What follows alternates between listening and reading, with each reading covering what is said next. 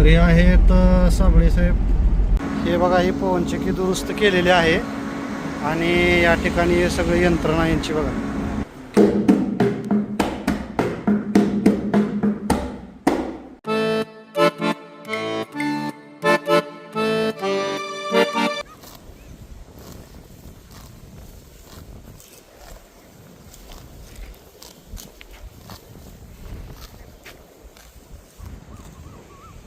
आता थोडंसं शेतात फिरून आलो आणि मग चाललो आहे संगीत शिकण्यासाठी, म्हणजे प्रॅक्टिससाठी. जे आपण पकवाज आणि पेटी वाजवायला शिकतोय, तर त्याच्या प्रॅक्टिससाठी आता महादेव मंदिरामध्ये जातो थोडा वेळ.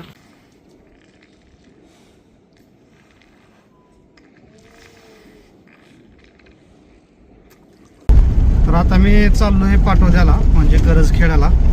तिथं आपला गायन क्लास पण आहे संगीताचा, मृदंग पण शिकत आहे मी, तुम्हाला माहीतच आहे. आणि शिवाय आपण हे बघा मागं गाडीमध्ये साळी घेतलेल्या आहेत. साळी म्हणजे ते साळी जो भरडून जे तांदूळ बनवलं जातं, तशी मशीन आपल्या इकडे जवळपास नाही कुठं. तर ते करजखेड्याला जावं लागतं, पाटोदा पाटीला. तर मग आता मी 2 कट्टे घेऊन चाललो आहे आणि त्याच्यामुळे मोठी गाडी घेतलेली आहे. आणि शिवाय क्लास पण आहे आपला संगीताचा. तर माझे मित्र आहेत इथं साबळे थांबलेले आहेत वाटत, त्यांना घेऊन आपण जाऊयात पाटोद्याला. तर हे आहेत साबळे साहेब आणि ह्यांनी पण संगीताचा क्लास लावला आहे. काय नाही, गायनाचंच आहे इथून. गायन हां, आणि आता चाललो आहे पाटोद्याला आणि तिथला क्लास करून पुन्हा वापस यायचं. होय, त्यामुळं जरा आर्थिक सोर्स.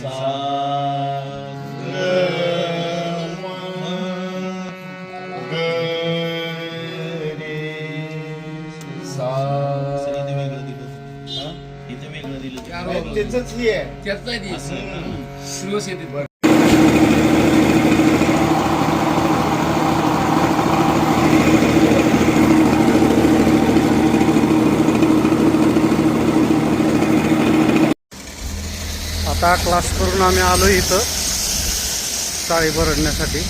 पण ह्यांच्याकडे बराच वेळ आहे आणखी, कारण आधीच भरपूर साळ्या आलेल्या आहेत.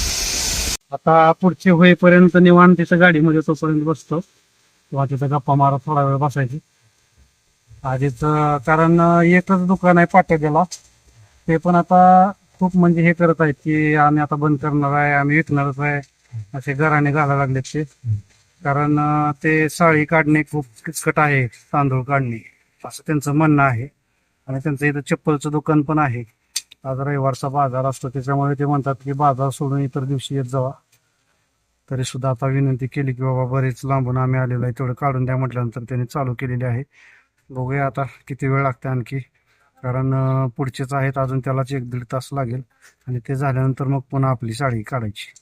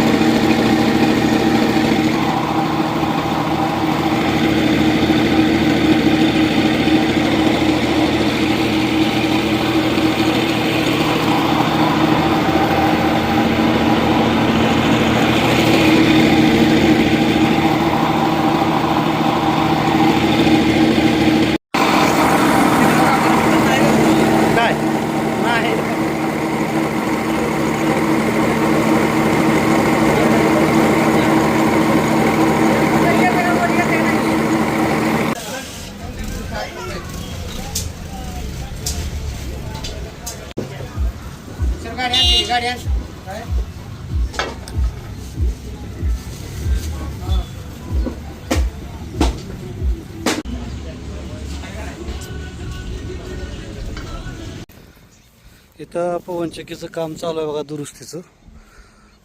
आणि हे आपलं शेततळ.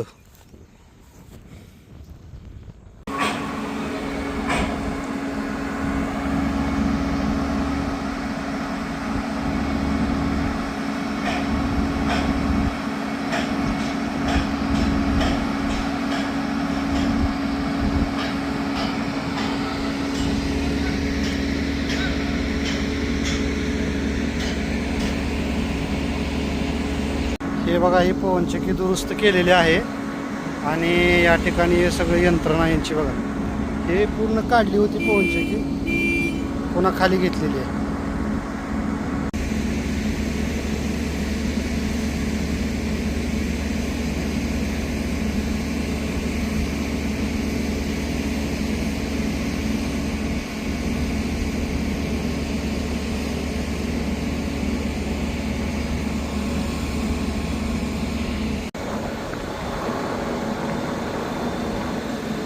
वाऱ्याची दिशा सांगायला वाटतं.